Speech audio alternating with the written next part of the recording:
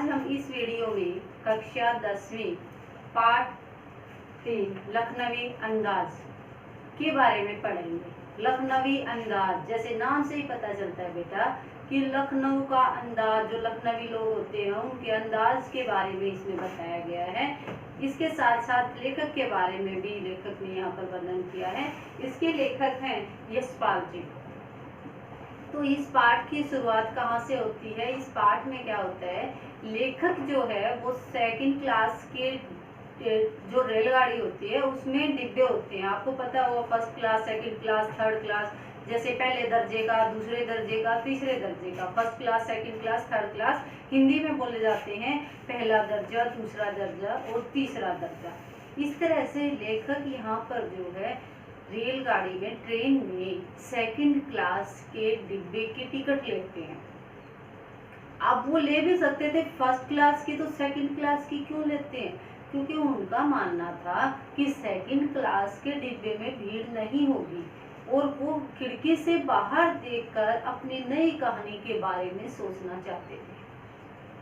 तो जब लेखक जो है रेलगाड़ी में चढ़ते हैं सेकंड क्लास के डिब्बे में, तो क्या देखते हैं कि वहां पर एक नवाब साहब पहले से ही लाथी मारे बैठे हुए हैं। जो रेलगाड़ी की बर्थ है, सीट जो है, बर्थ से जो हिंदी में बोलते हैं तो सीट होती है, तो उसमें जो है लाथी मारकर बैठे हुए हैं और उनकी गोद में जो है 2 खीरे रखे हुए हैं।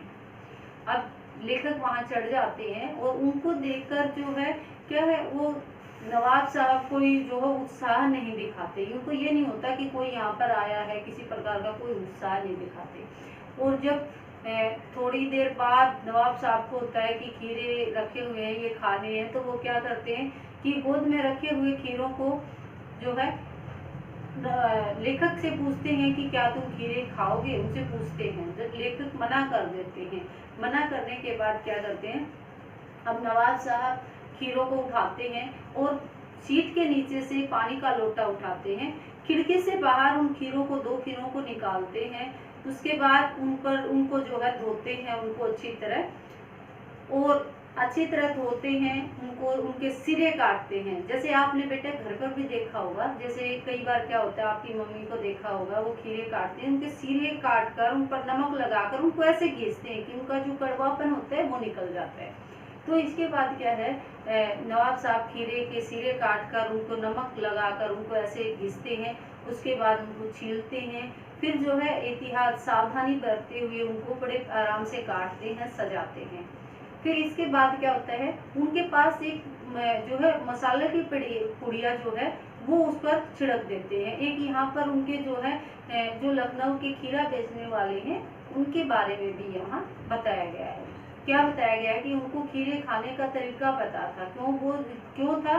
क्योंकि वो जो है नमक, मिर्च और जीरा का मिला हुआ मसाला जो है वो देते हैं और वो उस पर छिड़क कर खाया जाता है।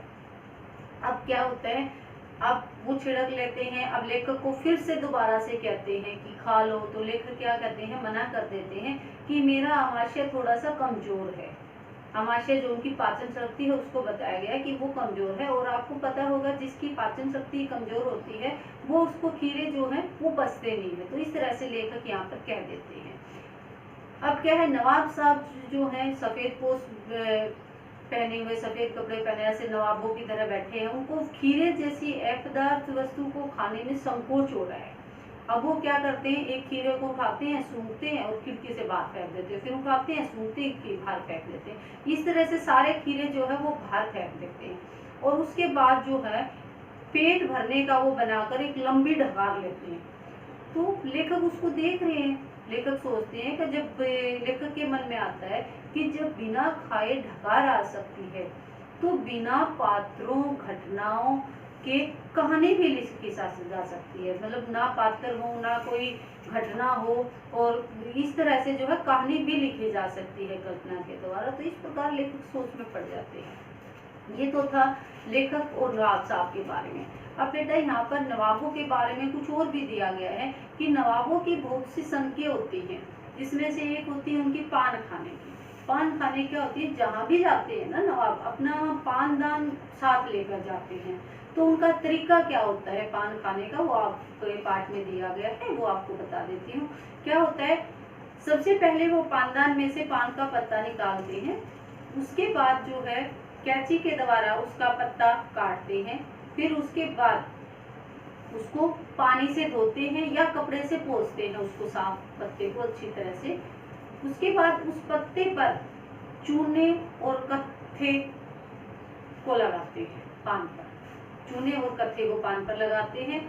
इसके बाद इलायची, सौंफ, गुलकंद आदि उसमें मिलाकर उसकी तय बना लेते हैं, मतलब एक के ऊपर एक रखे जाते हैं, उसकी तय बन जाती है, तय बना लेते हैं और फिर बड़ी नजाकत से मुंह में डालकर चबाना शुरू कर देते हैं।